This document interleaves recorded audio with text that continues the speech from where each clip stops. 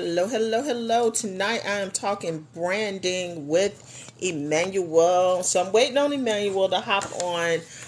This live is going to be all about business, all about running a business, all about going live. Hey D, it's going to be all about not going live. What am I talking about, y'all? It's going to be about branding.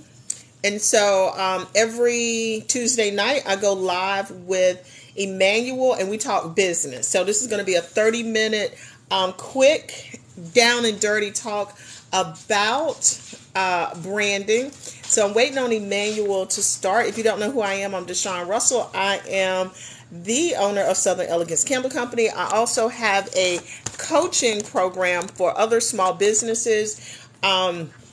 And I go live every Tuesday to talk business. And there's always something to talk about with business because there is always something happening. And then I go live with my co-host. There he is, Emmanuel. So let me invite Emmanuel over.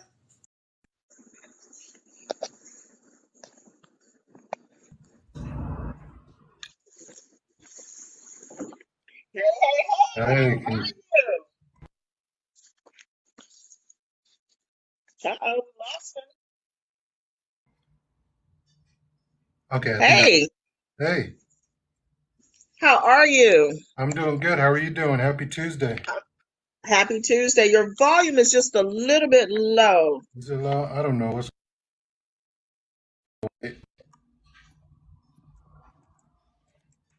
I may just have to stay real close to it. Is that better if I get closer to it?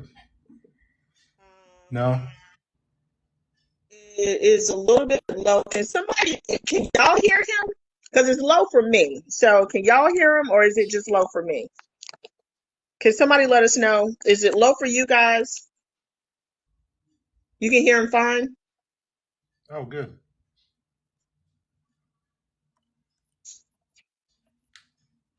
I don't know what's going on. Oh, they said they can hear you. It might be me. You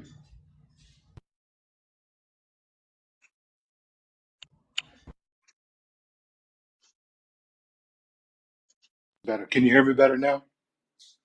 Now It can you sounds the hear me? same to me, but if they can hear you, that's fine. It might be something on my end. Okay. Yeah, definitely. You're in my headphones now, so I can hear you even better. So it should be picking up. Okay, how are you tonight? I'm doing great. I'm excited to talk about what we're going to talk about today. So we are talking branding. Well, go ahead and introduce yourself. Sure. I'm Emmanuel Laya, CEO of Elegance Systems, where we build systems that build brands online and help e-commerce entrepreneurs go from six figures a month to seven figures a month and even eight figures a year in revenue. Y'all, is he Or going work. in and out? Is he going in and Yeah, out for y'all or is that just for me? that was my fault. I switched apps on you. Let me put on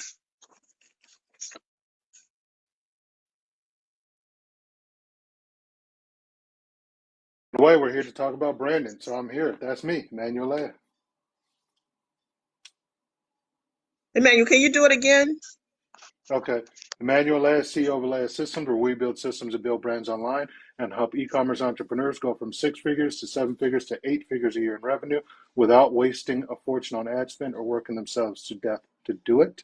We have refined our systems to be effective, repeatable, and scalable based on our successes in our own business. We've done about $3 million in our own brands, and we've helped our e-commerce clients and our agency do another incremental $20 million in revenue. And so these systems are here for you. Feel free to ask as many questions as you want on how you can replicate the same success. Well, that sounds really impressive. Thank you. And my Thank name you. is Deshaun Russell, and I'm the owner of Southern Elegance Candle Company. We are a home fragrance company located in North Carolina. I also have an online coaching program called The Road to Revenue, which helps small businesses that are scaling. Usually, they're hovering in the low uh, four figures, so I help them scale to high five figures, six figures, Hell, we even had a 7-figure month, which I do not recommend to any small business because of all of the systems that you have in place. So I have a coaching program and I run Southern Elegance Candle Company. So we are here to talk to you guys about branding tonight and the importance of really having a great brand. And so, Emmanuel, why don't you tell us a little bit about the company that your family started and who, just a little bit about the company and who it was for. Yeah, sure. So it was satinlinecaps.com and when we originally launched it, and we rebranded it to gracealea.com. And really the whole point of it was simple. My sister had come home one night and she was wearing a beanie that was stylish and fashionable, and she took that off to put on a silk wrap, a bonnet, basically. And she was sitting there feeling frumpy in her bonnet and was wondering why there wasn't a bonnet that was as stylish as the beanie she had worn that night. And so she took some sewing classes and learned enough sewing to make the first prototype. And we started with that product. And that is what kind of hit a nerve. There were other women out there with curly hair who were tired of sleeping with their bonnets and wanted something stylish, something that they could wear to bed and also walk right out the door with it. One of our taglines is for those days when no one needs to know what's going on underneath, right? So you don't have to worry about your hair, how it looks, or wear a bonnet to the store, to the grocery store. You can actually look fashionable, go to work with a bonnet. And it hit. So our first year in business, we did 60K in revenue. Our second full year in business, we did, we 10X every year. We did 60K in revenue our first year, 600K the second year, and 6 million the year after that. And it just has been going at that pace ever since. Around 6 mil a year is where we stabilized. Because to your point, hitting $1 million months, man, it is tough. And so we just basically plateaued there and have just settled into a healthy 6, 7 figure a year business, 6, 7 million dollar a year business with that brand. And so for your brand, like how did you let people know, like how did you find your customers and how did you really let them know what separated y'all from everybody else? Like how did you clearly articulate that? Yeah, so there's two parts to that. One is what we did ourselves, and the second part is kind of what we can get into if we want to start talking about like influencers and ads and the real ex, ex, external portion of the strategy. But first and foremost, when it comes to we just had a clear brand story, right? So we start, if you notice, even the way I explained our brand, I didn't start with we have the purest polyester charmeuse satin, we have, how great the product is, how good it looks, how I started with the problem, the pain point, right? My sister had a problem that she solved because that is what connected with a lot of women out there and even men. There's a lot of men that wear our products too that are tired of sleeping on the cotton pillowcases. And so when we started with that story, we led with that and people connected with it. And then they were open to the next phase, which is, all right, what's your solution? Not even what's your solution, what is a solution? And then we presented solutions. You can have a silk pillowcase, you can have a satin pillowcase, you can have things, that's fine. But what we're going to present is something that is also fashionable. And that was our take on it. We always say we didn't invent bonnets. We just made them fashionable. That was it. Very small tweak. But starting with the problem is what I always recommend for folks when they're describing their brand story. So for us, that's always interesting. So with Southern Elegance, my home fragrance company, I remember I was at a workshop one time and this guy was like, "What problem are you solving?" Mm-hmm. And I was always like, "Are we really solving a problem though?" Like, if I have to choose a problem for people, I will say something like being a part of a community or feeling accepted or something along those lines. But I'm of the belief that like either your brand is a vitamin or a secure. Either you are adding like you're supplementing people's life like a vitamin or you're curing something like an aspirin or a headache. And so when we kind of adapted that view that we are supplementing people's life, like if your house stinks, you're not going to buy a fancy candle. Like that's just not how people think. They're going to get, Febreze or something like that. So when we started like speaking about being a supplement and adding to and reaffirming like what people already believed about themselves, like that's when we were really able to kind of figure out like who we are. So we sell to Southern Belles. We sell to people that live in the South, or from the South, or appreciate the culture of the South. That's really like basic who we sell to. And so there's a certain kind of verbiage and language that people in the South use. And so, but we never really like doubled down on solving a problem. How do you feel about that? Yeah, I agree. It's hard in brands where it's like the product itself doesn't quite solve a painful problem. And that's really where you're getting at. It does solve a problem, like you said. If your house stinks, you need something to make it smell. A candle will solve that problem. But is that really a pain point, right? You can use air fresheners, you can clean the house, all kinds of things. But I'd say for brands like that, it's what about the problem that caused you to start the business? Because you didn't have to be doing Southern Elegance Candle Company. There's a reason you were like, you know what? I think I'm going to do this. I'm going to do this business. In fact, no one else can do it like I can. Something was missing. Something was out of place to where you decided, I got this. I could do it. And that's kind of the problem that you can use in the marketing to connect to people. Because I'll even ask you a question. Why didn't you just start an apparel company or not start a business at all? What made you decide, you know what, I'm going to go for this? What made me decide to start do it with candles? Had the Or even highest just doing margins. candle company, not necessarily even the market, but like, why go into business at all? I settled on candles because they had the highest margins. Like I Right, tell but people that all the time. The product could have been anything. Like we could be selling, we literally could be selling anything. We could be selling pots and pans. We could be selling plates. We could be selling soaps, body butters, sugar scrub. Like that part was totally irrelevant to the brand. It just so happened that of all the things that I knew how to do, candles had the highest margins. So I settled on candles. But and then it was easy. So since we knew that the brand was going to be Southern, we chose number one, all Southern suppliers.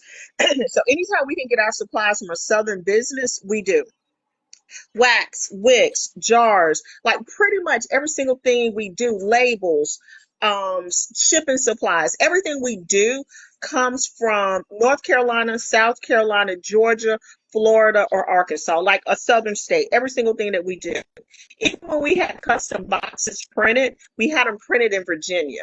So, Cassandra, okay, I'll get back with you.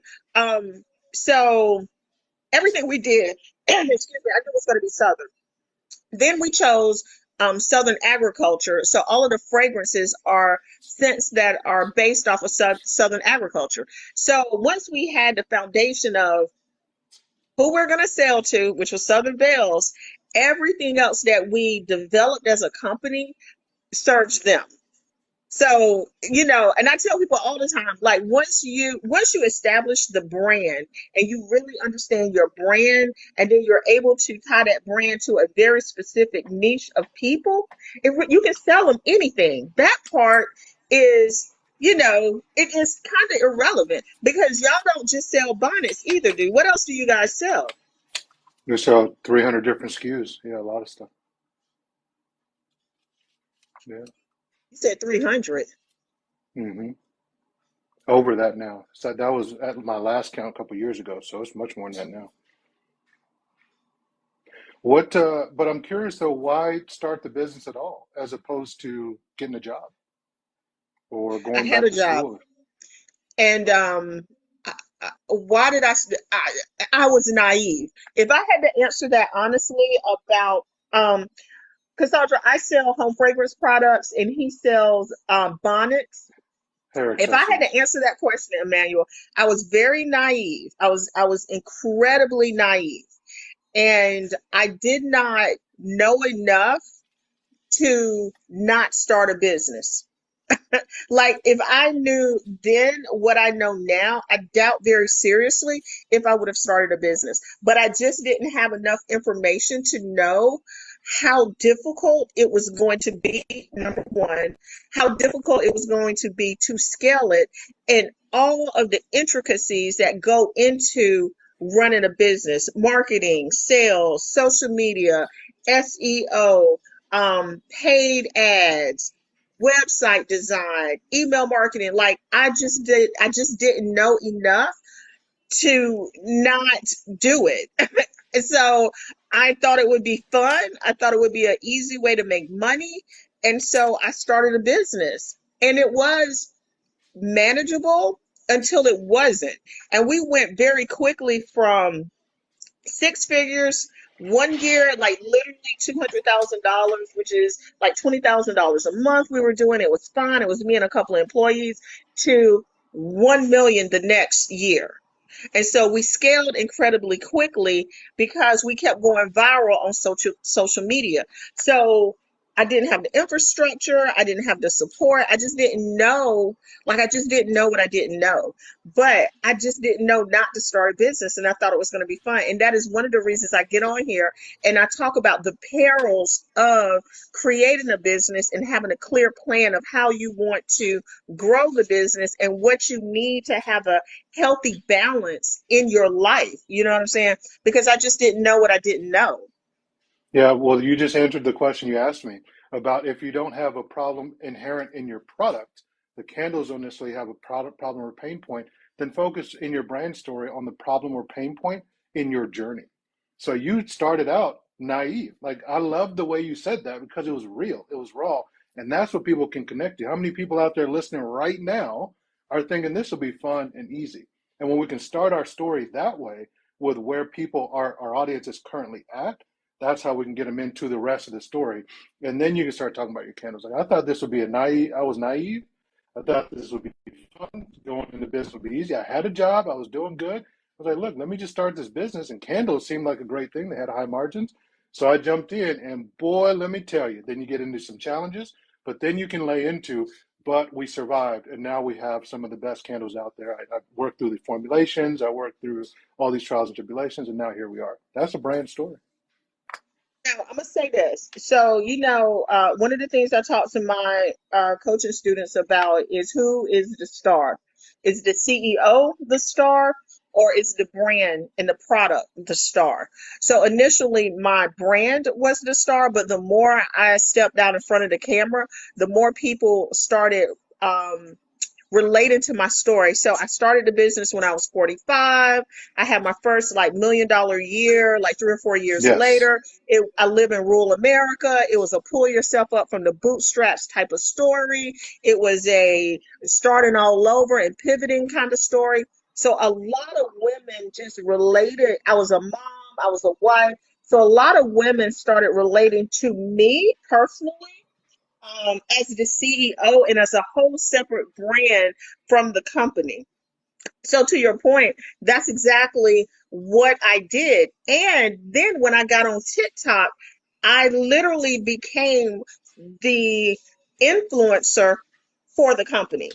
So I became a whole separate entity for the brand and had to rebrand myself, which is like, when you see people you talk about themselves in the third person, they talk about themselves as a brand. I always thought it was nuts until I actually entered into that space and understood like I needed a brand that was totally separate from the company. And with that, I mean, you nailed it. That is the best way, especially for brands that sell something that doesn't have a major pain point or problem. Just tell about your problem, something related, you related, all those things you described about your scenario, the age you were when you started, who you were. That's what people can connect to, and people flock to that. And that's how you, because really, at the end of the day, the brand story's goal is not to make you look as good as possible. The brand story's goal is to get people's attention. Just get their attention and to get them interested enough to research more. Your website will do all the sales, right? Your customer service, all that stuff will do the sales. The story, putting that story out there is just to get people to pay attention. So I love that. It was good. I agree. I agree. I think that and even now, so today, one of the questions that I always get here on TikTok is what color is your lipstick? Like it doesn't matter how many videos I do, how many lives I do. Somebody will always come in and be like, "Oh, you look so pretty today. What color is that lipstick?" Every single time. So I said to myself, if one more person asks me about my lipstick, I'm going to sell some lipstick. Mm. And so when I got that question, I started doing research. I ordered my first five colors today, as a matter of fact. And I also ordered the glitter that makes the lip shine when I'm on the live. I ordered the glitter and the lipstick. So I'm hoping that it'll be here within the next couple of weeks. And then I'm gonna launch it and see, what kind of traction I could get. So, but it came from like the paint and lipstick is not one of those things that, you're solving a problem. Lipstick really is an enhancement. But, it really came from being on here and talking and giving people exactly what they were asking for. You know what I'm saying? And it's totally separate from Southern Elegance. So Southern Elegance could sell lipstick, but not really. But Deshaun Russell, the CEO, definitely can sell lipstick. You know what I'm saying?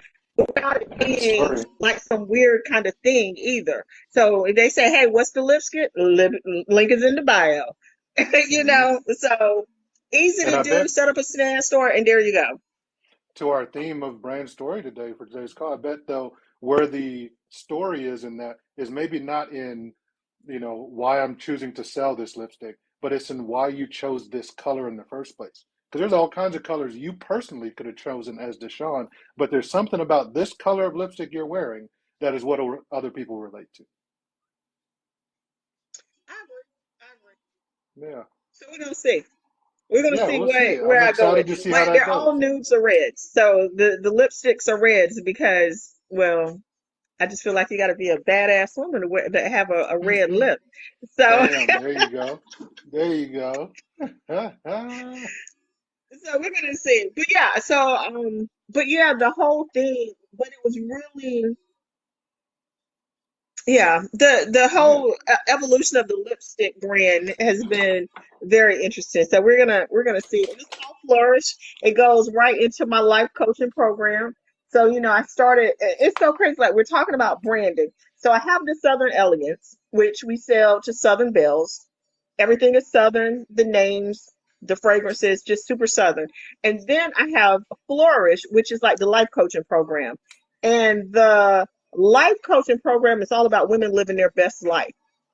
And so for the longest time, women having a red lip, you were a floozy if you had a red lip. So to Hmm. walk out into the world with a bold red lip or show up on social media with like this bold red lip is literally like sending a message to the world saying, hey, I'm taking at something that you have deemed negative and taking it for myself and owning it. You know what I'm saying? Because I like it and I really don't care about social norms and your rules and how you think a woman ought to be. So to your point, yeah, I think that is why I always like show up with this red lip but it Nice. really does fit into the brand story of what I'm telling women to do with their life. And I love that because it gives you the brand story, it gives you the brand essence, it gives you the brand identity. And more importantly, it helps you not lock into being just a product company. You're not a lipstick company. You're a brand when you have that type of identity. And now you can say whatever you want. What else goes with a bold red lip? Maybe looks, other looks, maybe clothes, maybe accessories, maybe a big necklace. I don't know. You would know better than I. But all these brand extensions immediately flowed not from we're a lipstick company, but from we're non-floozy, we're bold women willing to step out there in our own power. Well, what will help me do that and be that person? Nice. So I now like it. you have a consulting plan, you have a consulting business also. So Hmm. how did you decide which businesses you were going to work with your consulting business, and like how did you figure out like what problems you were going to solve with that consulting business? Sure, I started from the problems I had when I was in the founder's chair, right? So when I was dealing with marketing, I could not stand that agencies did not care if I made money or not. That pissed me off. So I could pay them $5,000, and if they made me $2,000, they didn't care one way or the other. Like I will literally give people their money back, right? If you're paying us more than we're making you, I'm not doing my job. We should be making you multiples of revenue. That was the first thing. The second thing was they all thought they needed to niche down. And what pissed me off about that, I get what you're doing. That helps your business. It doesn't help mine because I don't want to be on a call with the Facebook person, then talk to the Google person, then talk to the email person, then talk to the graphic designer, then talk to the copywriter. days in meetings, and that's after I found them. So I might be on sales calls for each one of those five. I might be on 5 or 6 sales. That's 30 calls I have to deal with interviewing all of these different roles. So I was like, you know what? I'm done. Those two things are what I'm going to focus on. I'm going to be an agency that takes responsibility for revenue. We are here to grow your top line, or we don't succeed, or we don't. You don't have to pay us. Just let us go, right? And we're going to be a one-stop shop. So you make one phone call and say, we're 4th of July promotion, go. And all your emails, all your ads, all your copy, all your creative, all your social media, or your social media posts and your website banners are all done for you. Post it into a Google Drive, but then we also will go launch them into all the platforms. So as the founder, you have less work on your plate. That's what the idea was, the core idea was. Now, there were challenges with that, and we've had to pivot a lot because I realized as an agency, I see why they niche down. It is expensive to have all that talent on your team, to have the Facebook advertisers to do, and then to have enough work for all of them, because making an email is very different than managing an ad account.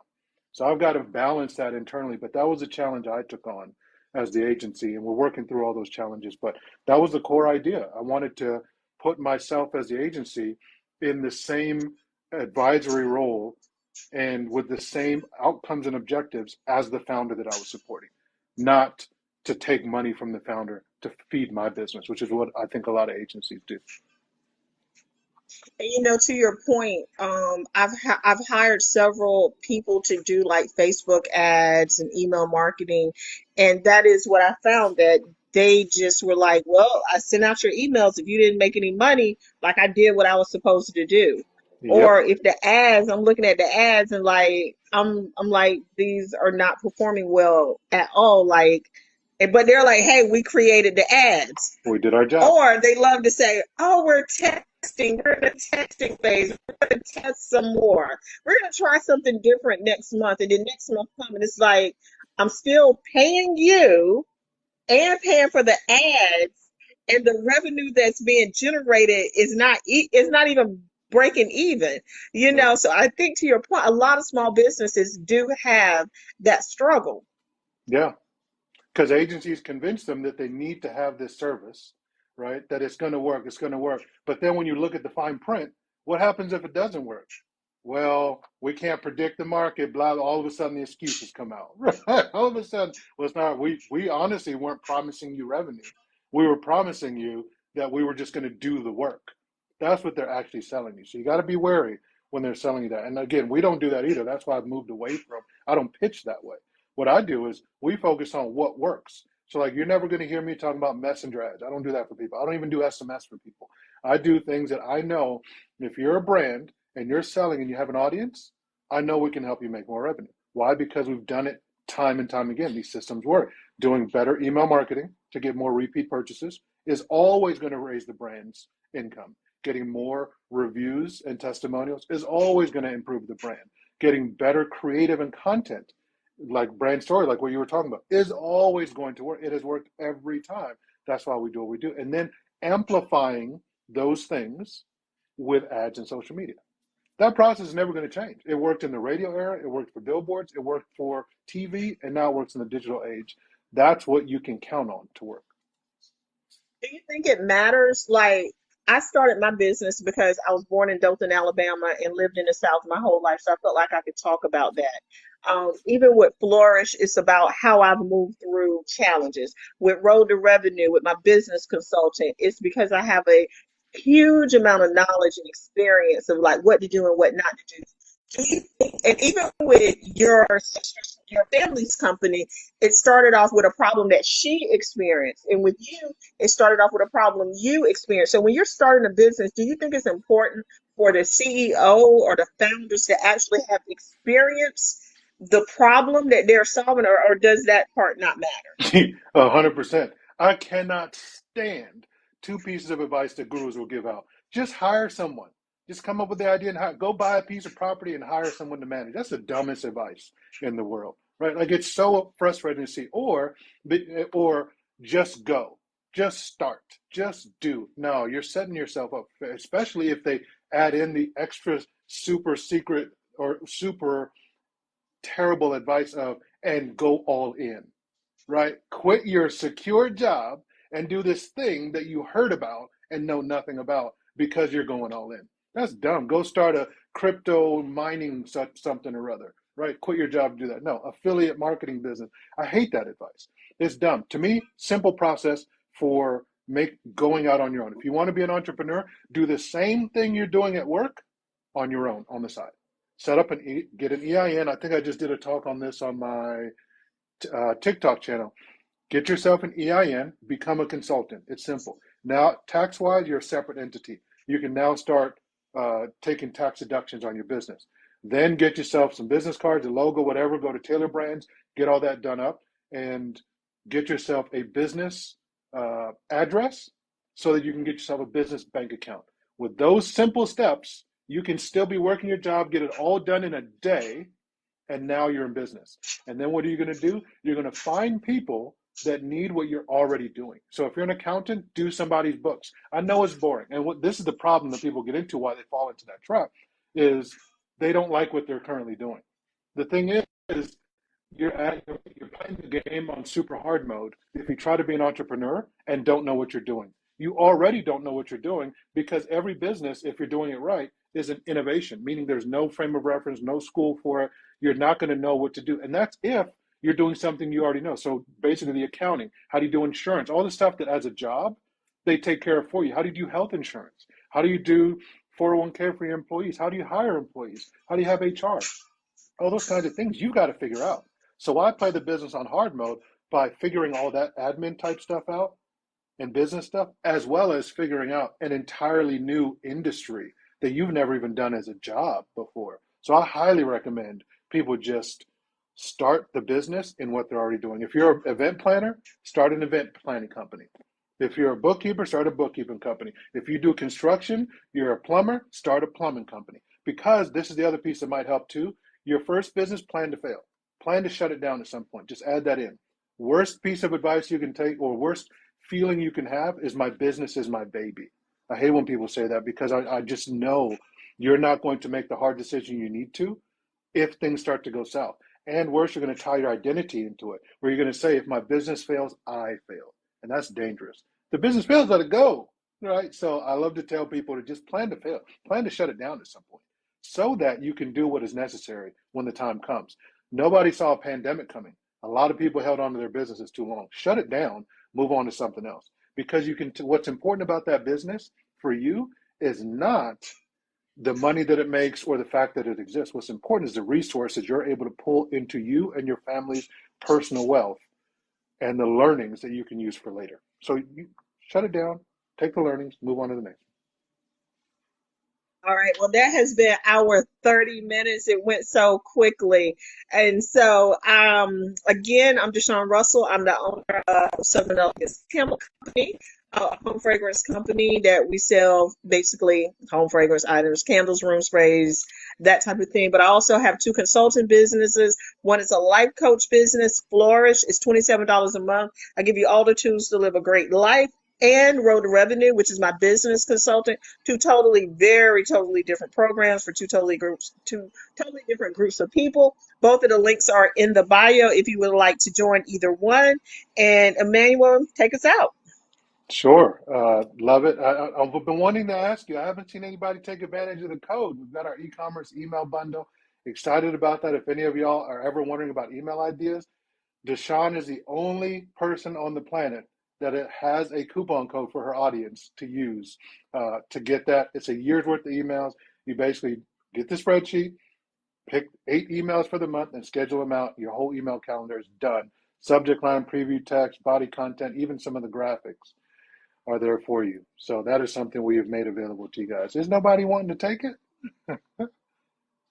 Next week, we're going to be talking about customer engagement and support. So I think that that'll be a great time to really talk about how we can design emails to really fit the brand voice, the brand message, the brand mission, and customers. So we can definitely dive into that Love it. next week at this same time. So it's been amazing talking to you, and I will see you guys next week. Yeah. The code, what is the code? It is Deshaun VIP, I believe. Deshawn VIP. We're gonna have to post it. Yeah. Yeah, and it's I'll get in it to you. I will definitely there you get it go. to you. And you can ping Deshaun or ping myself. I'll get you the link to it. The link is in my bio, actually. If you go to my bio, get the email course and Deshaun VIP. I'll get that and send it to you right now. All Dekaya, right. make sure you're following me so I can message you. Yep. All right. All Y'all right. have a wonderful, Okay. wonderful evening. Bye.